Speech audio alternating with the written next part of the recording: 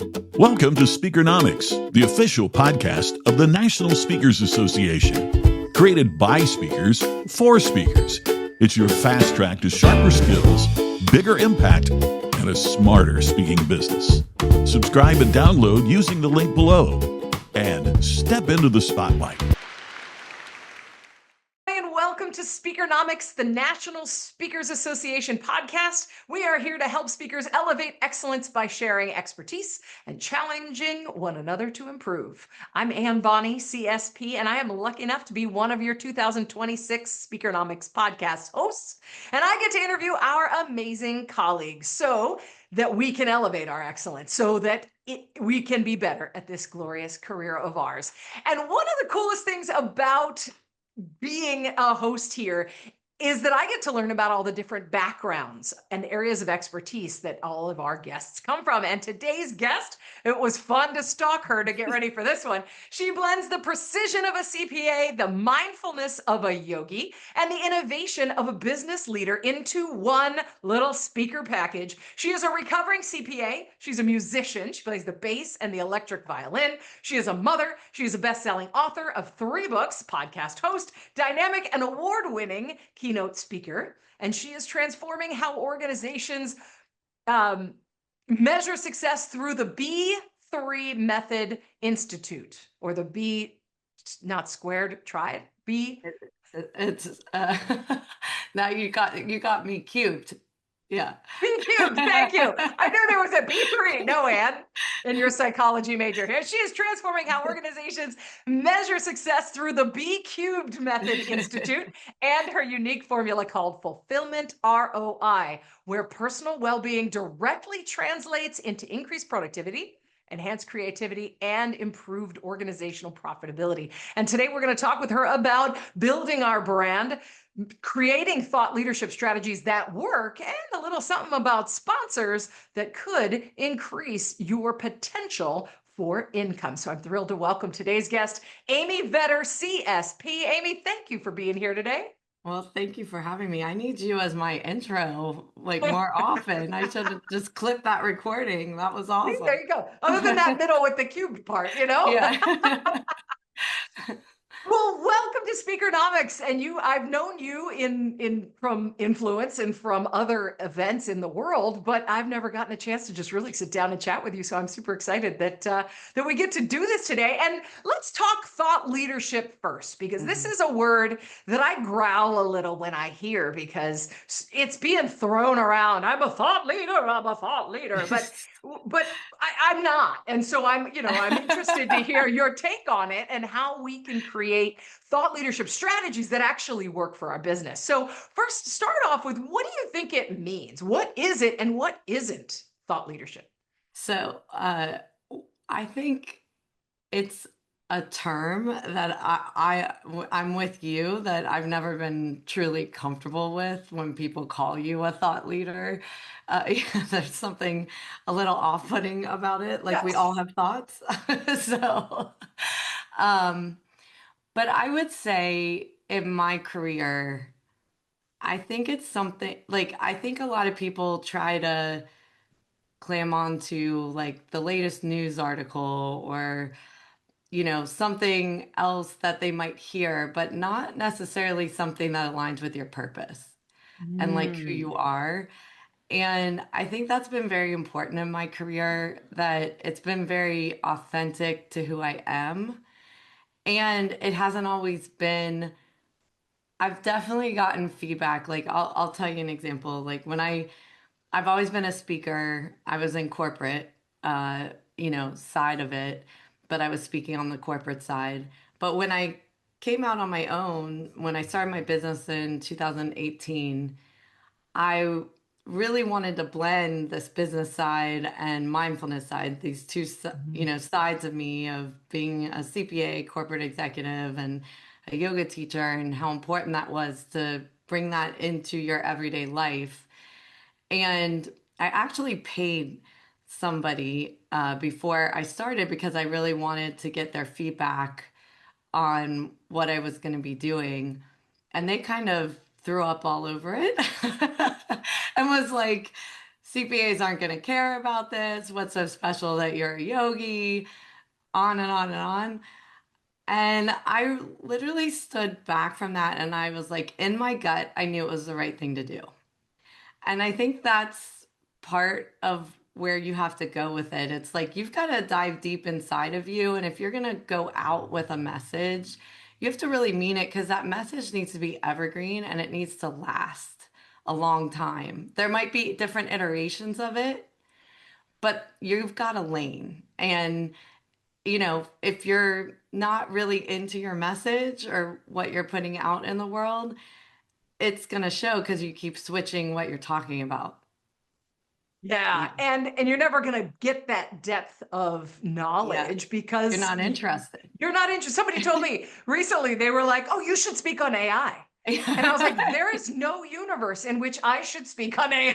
I am a human person. Like, I'm not tech. That is not that's Betsy. That's Yeah. other people who know about that stuff, are super passionate about it, Yeah. but it's exactly that. Well, It's and I think having, that's so important what you just said because it just reminds me again in the beginning of picking your lane because I had because I worked in technology as a corporate executive and I had in a conference right before I started my business had just said the word blockchain and maybe a sentence around it. Not much. And it was a panel of blockchain experts, but I was the one kind of facilitating it. And when I started my business, I started getting all these blockchain requests because there weren't many people talking about it. People wanted to know about it. And that was such a hard decision to make. And this is really goes right back to thought leadership is like, I don't want to keep learning about blockchain. Like, it's not exciting. That's not why I didn't start my business.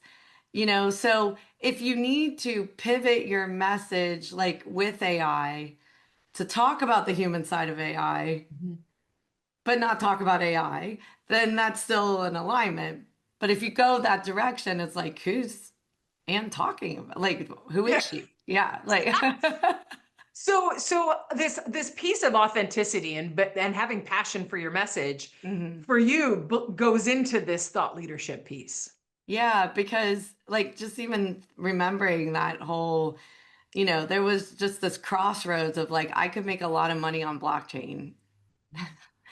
And then it was like, no, I'm going to take the harder road because I believed this message needed to get out. And again, this is the second piece of it that I think is really important is I'm in a profession, I'm in the accounting profession. So not that I don't speak to other professions, my message can go beyond it. However, the people that resonate with another CPA that's talking about mindfulness, it's not like I'm getting on stage as a yoga teacher telling CPAs how they can do this. They are like, okay, you're a CPA, you've been in my shoes, and I can actually say, yes, it's possible. You can change your life, but you have to follow a process. So that what in the beginning they were like there's no way CPAs are going to accept this kind of message or talk about it or work life balance, like forget about it. And they were just wrong and people needed it, they wanted it, they just weren't speaking up. And Mm. so the people that did resonate with it and was like, oh my goodness, this is something we need to hear, you know, it started creating its own lane. So it isn't always what someone else is saying, what someone else is doing. It's really what matters to you and what you feel you're going to make an impact doing. Well, and also where you have that expertise and that Yeah. credibility. Yeah. If I were to talk to CPAs, they'd be like, "Honey, you don't do numbers. Like this doesn't resonate." But because you have that credibility and that experience, suddenly bringing this whole new thing that I loved Mhm. in your TED talk, where they were like, "You're gonna like not tell people about this, right?" About Well, being but a you're yoga bringing in teacher. this Yeah. this woo woo thing. Where they wouldn't listen to me if I did. But because you've been in their shoes, that they're willing to listen to that and bring that into their vocabulary as well. Yeah. And I Yeah. do think you can. like if accountants are someone you want to target or any engineers or architects, you don't necessarily have to be that, but you do have to, if you're trying to create a thought leadership lane, you have to make it very applicable to them over and over and over again Mhm. so that they resonate with like you understand us, you understand our profession, you understand what we're going through. And that way, yeah, you don't have to be an accountant or an engineer, but people feel like you know enough about them and you've done enough of your own due diligence that you understand what the issues are that underlie that profession. And specifically why whatever your topic is relevant to that group. Yes. Yeah, Yeah, I love it. for sure. So if somebody's listening right now and they're saying, okay, I need to figure out my thought leadership, what steps do you recommend they take to start to develop that for themselves? Well, I really step back. And, it's kind of interesting because you'll get like tons of opinions. I mean, Anna and I have been to all the conferences. You get opinions all the time, which are good. And then sometimes you need to step back and then you're like, wait, my first thought was actually the right thought. And really, when I developed Business Balance Bliss, um, that was something where I was like, I want a methodology. I want some sort of model that people can follow. And especially the profession I'm going toward, it is very process oriented Mhm. profession, right? Like, so for them to get their head around something that isn't necessarily numbers, like, how was I going to do that? And you know, I think it happens over time of what it is that you're trying to put out there. Like early in my career, I would have never been talking about this, right? Mhm. I was talking about technology. That's what I was talking about. But the more firms that I went into and the more the issue wasn't the technology, the issue was being burnt out, the issue was being overworked, not having space to be creative, once you start noticing the things that are underlying the surface problem, then you kind of start like realizing there's a lane here that I can start helping people with. And it's little steps over time, but you have to be really consistent with your thought leadership Mhm. and decide where you're putting it. So um, when I began, and this was also because of my corporate experience, I knew too, but I think this is important in any profession that you're driving thought leadership, is to understand where people read articles. So it's not necessarily Inc. or Entrepreneur. That's where I went first.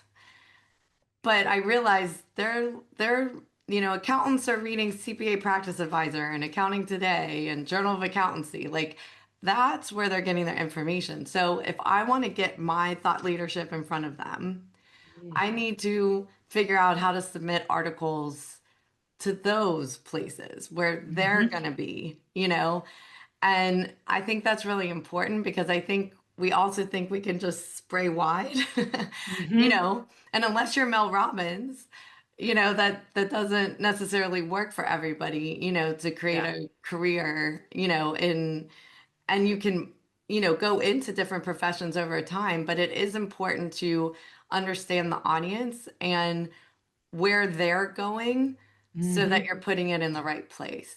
Yeah. Well, and I think they also may be reading People magazine, they also may be reading USA Mhm. Today, but because you are focusing on those industry specific places, Yes. they're going, she's targeting me.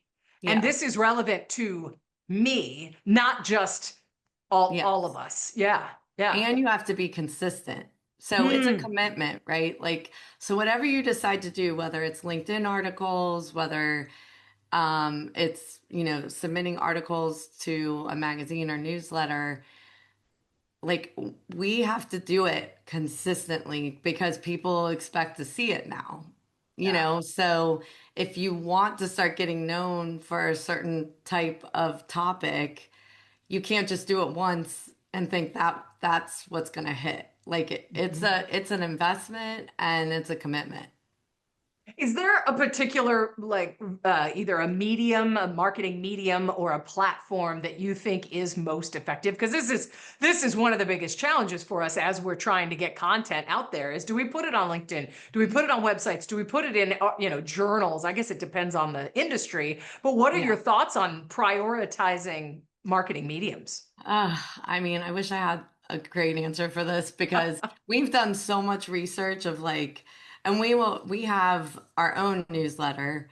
Because one of the things that I noticed in the beginning, I was submitting to Inc. and Entrepreneur, and Inc. Requires an article every single week, so it was like a huge commitment, right, to be a contributing author there. And I started realizing like I'm building up their subscribers, not my own, right? So then we're like, we can always say we are an Inc. author because we did it. I mean, Mhm. there's 150 articles in Inc., but we don't have to keep doing it. So after that, we're like, we need to create our own newsletter and be very, very consistent with it. I've got probably 25,000 people on my newsletter list. And that to me is like a really important group of people Mhm. because we can ask them questions of like, where do you follow Amy? What kind of topics do you want to see or hear or learn more about? And we did that with the social media platforms and it was like equal TikTok. So, Twitter, Facebook, Instagram, LinkedIn. But I will say, for the like if I'm just targeting the accounting profession, LinkedIn is a place that it's, a very professional place. It's where, they're going to read their information. So, I mean, that's a big focus for me is LinkedIn. But it depends on your target market because if you're going after younger generation, TikTok could be the right one for you. I still have to do them all, but there is a focus definitely for me more on LinkedIn. Okay. All Yeah. right. Very helpful. Yeah. Well, and running parallel to thought leadership is your branding and your Hmm. own unique brand and sort of who you are in the world. Yeah. So how do those two interplay as somebody's trying to kind of craft all of these things and have that consistent messaging? How does brand play into this thought leadership piece too? Yeah, I think it really begins with brand, right? Mm. Because, when you step back and think about, what's important to you. So, for me, what was important to me was changing the workplace. Like I knew it could be better. And that's where the brand of B3 method, business balance bliss came to be. And that branding, and this is really important too, is like how do you make a evergreen branding, like something that no matter what evolution of that happens, because you mentioned fulfillment ROI, that's my latest evolution of proving out how this affects an organization. But the B3 method still can overarch it, Yeah. right? And people will be like, you're the 3B person, or whatever, So it's like that's what people can attach to you. And Mhm. then all of my content branches off of that, right? And so whether it's courses, whether it's webinars, whether it's articles, whatever it is, it's a branch off of the B3 method. It's, and we want to make sure that it aligns somehow so that it doesn't get so incongruent where it's like, what is she doing now? Because if I talk about technology, which is, I am known for technology, I can place it under the business side, right? Mhm. But when I talk about it, like I have a topic called mindful technology. It's Mhm. talking about the business side of technology, but the balance of the mindfulness and collaboration and innovation, it's not just what it does, it's how it makes you feel. And Mhm. that's a different take on technology, utilizing still my brand and my thought leadership along with that, right? Well, and that is the thought leadership, right? Because Yeah. that's the different take that Yeah. makes it your leadership in this thought arena. Yes, Yeah. exactly. I Yeah. love it. Well, and I think consistency is the big part as we're building out what we're saying in articles, what we're saying on LinkedIn, what we're saying on our website, what we're saying in social media, what we're saying on stage, Yeah. what are, all of that stuff. Finding that consistency is key because that gives you the memorability, right? Yeah. And so this is just my personal opinion. You may disagree, and I'd love to hear if you disagree. But when we come back to brand, with the work that we do in this kind of speaking world, we do have to be so consistent. And that means consistent in our professional and our personal life. Mhm. And so when you're going out on social media and then you come out with these like really stark opinions that go against being mindful, it's like you're gonna like your audience is gonna be like, what happened? And who are you? Right. So even Yeah. in your personal life, you have to carry your brand through and make sure that wherever you are, whatever you're talking about, even on social media, it's still congruent to your overall message. And that's why it has to be authentic. Because if that's That not authentic to you and you just like to say your opinions and yeah, throw up all over social media, that's got to be your brand. Like you can't do that and do something else on stage, right. right? Yep. Well, and that again goes back to that authenticity of your thought leadership. Yeah. Exactly, exactly. As long as it's something you're passionate about, you believe in, it makes it easy to have your social Yeah. media be actually social because it's your stuff and it Yeah. and it aligns. I love that. And I think that's such a Yeah. great reminder because everybody's trying to be so strategic. But going Yes. back to what you were saying earlier about sometimes you got to listen and go to all the conferences and listen to all the experts, listen to the podcast. Here we are. And then go, and I always say, go sit in a dark room and Yes. say what's true for me because Yeah. there as I say it every time I talk to a new speaker, there's a million ways to do this business. And So many ways. yeah, they're Yeah. meditating CPAs and not meditating CPAs, and it's all good. Yes. Yeah. That's awesome. So sorry. um oh gosh, there was another question I had around this brand thought leadership piece. And I can't remember what it is. But that I love that emphasis on the consistency. I think that's big, Yeah. big, And I think huge. it's taking the pressure off of the word thought leadership. You know, I mean, Hmm. it's like it's just who you are. It's Oh, yeah. yeah. Like I don't think of it that way. You know, I do have to say, like, I've been blessed in my career, like, to get awards, but I don't do it for the award. Like, I Hmm. do it because the work matters to True to me. you. Yeah. Yeah. And that's why I started this business, because this business is a struggle. I mean, it doesn't matter how many years you've been in, every year you start at zero, right? Like, and you've got to, figure out how do you make it this year? How do you create success this year? Yeah.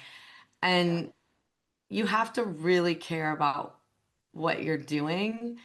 And if it's just for the paycheck or if it's just for the award or, you can have a vision of what you want. That's one thing, but Sure.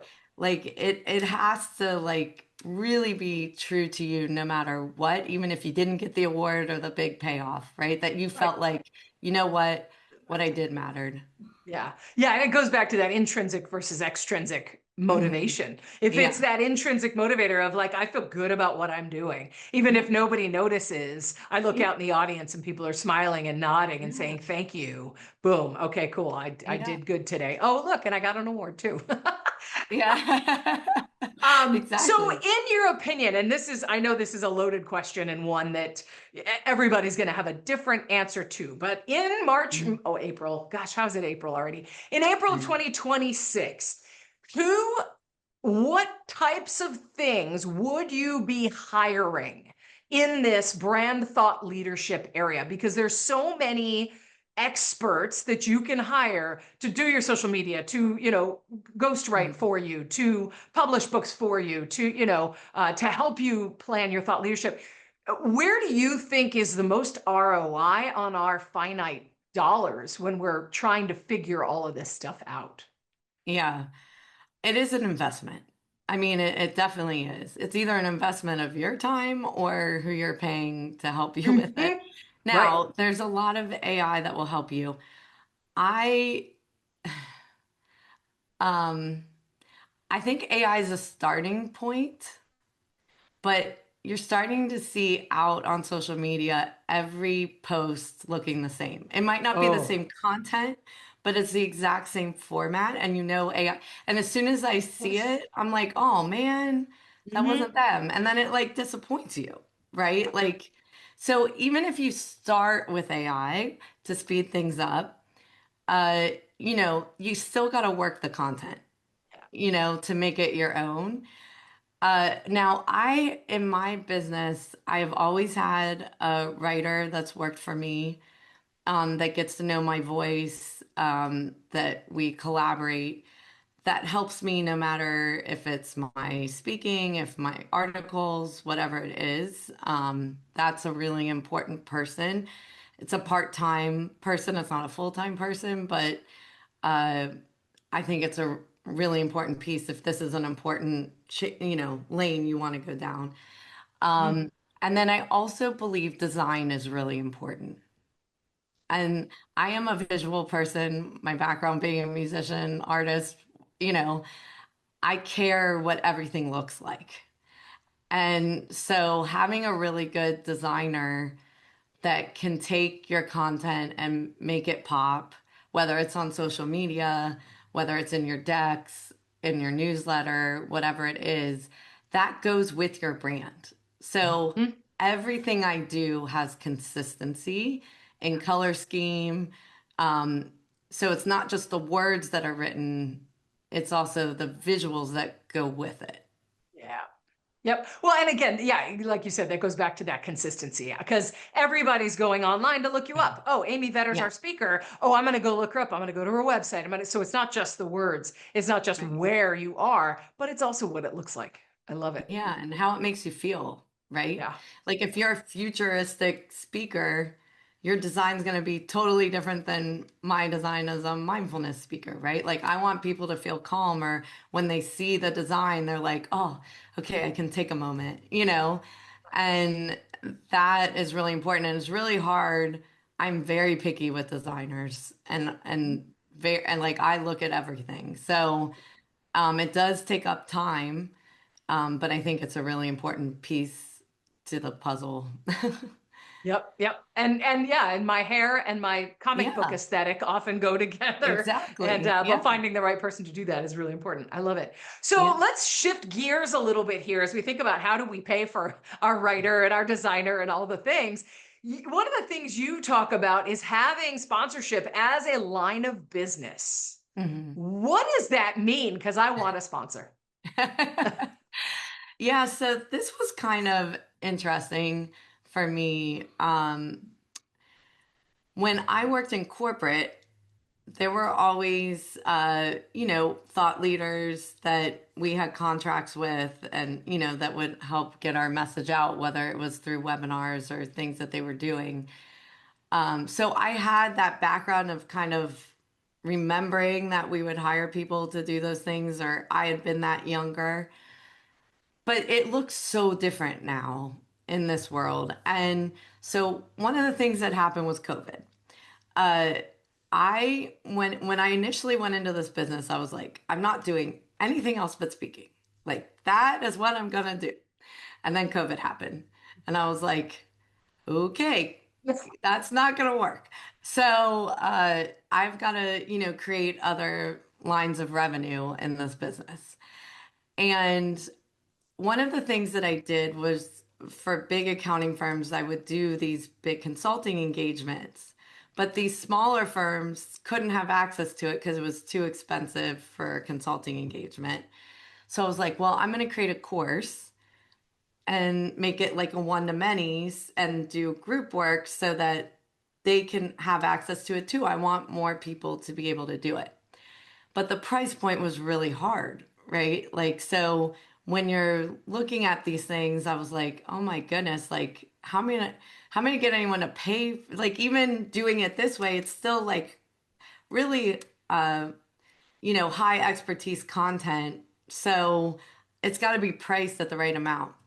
And I started really seeing where the lane and the price was, where I couldn't go over. So I was like, well, I don't even know how to recover my cost with putting this course together.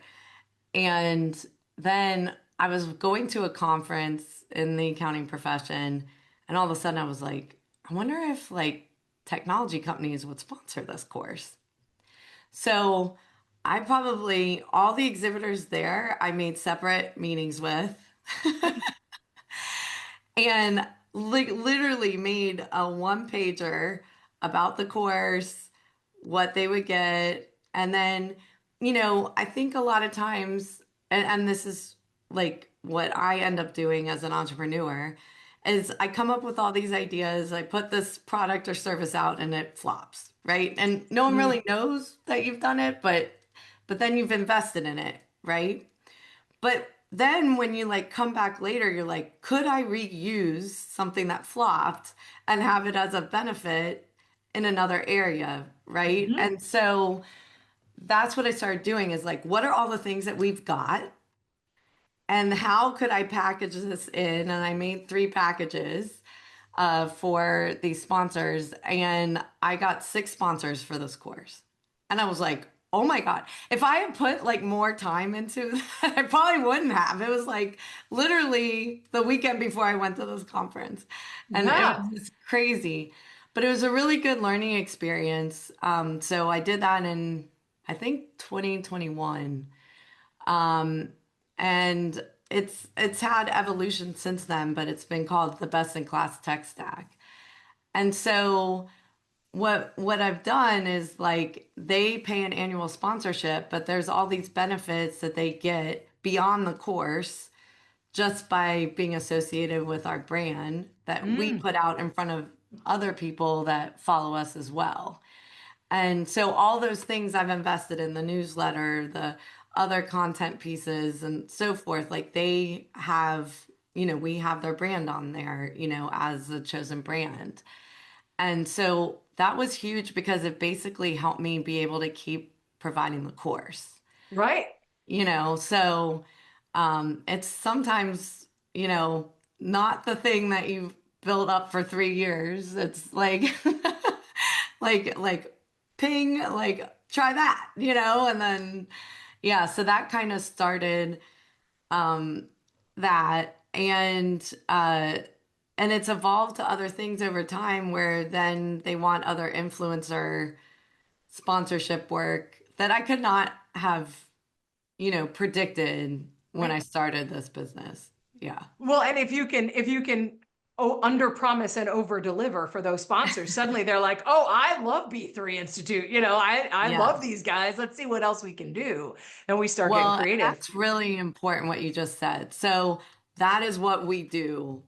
And what I do, because one of the things I remembered from being in corporate on the marketing side was that like they throw money at things, but then, you get in, with the CEO and it's like, okay, what was the ROI? And they can't even say, I don't know. I Hmm. mean, we gave them money, they talk about us. Right. So I probably did over engineer it, but quarterly we give them a report of everywhere they've been featured because a lot of things they would never know, right? Hmm. And that way they have that report at their fingertips to keep justifying the spend. Love it. Love it. Yeah. And it's just having a lot of times the stop is at the courage to ask. And I Yes. love your Yes. method of going around in this conference where you've got 30 vendors, you've got Yeah. a captive audience who wants these people who Yes. you want to serve as well. I mean, Yeah. it's doesn't seem even like that much work as long as you have the courage to ask. Yeah. I But love it. that's why going back to the beginning, picking your lane is so important. Yes. Right. Because if I was spread wide, I wouldn't have been as valuable to them as I was to the target market that they're going after. So you do have to be very specific if you are looking for, that eventually. That wouldn't have happened in year one, but it was over time of building, in that space. Yeah, and being able to bring the value to those sponsors to say, Hmm. you want to be in front of the people that are paying attention to me. And so Yes. let's talk about how we make that happen. Yeah. I love it. I Yeah. love it. Well, Amy Vetter, CSP, it has been awesome talking to you today. How can other speakers, where can they see you or look you up or do the stalking if they're interested? Well, it's amyvetter.com, and I also have a businessbalancebliss.com for our courses. But every social media page is Amy Vetter CPA, so we make it easy. Nice. That's key too, is again, Yes, making it as easy as you can for everybody to find you. yes. I love it. Well, Amy, thank you so much for being a guest on Speakernomics podcast. And for everybody listening, make sure you subscribe. We've got more amazing guests and amazing hosts coming up. So make sure you don't miss one bit. Thank you so much. Thank you for listening to this episode of Speakernomics. If you want more bookings, credibility, and connections, your NSA community is waiting for you. Join NSA today. Click the link below and follow us on Instagram, YouTube, and download this podcast wherever you listen.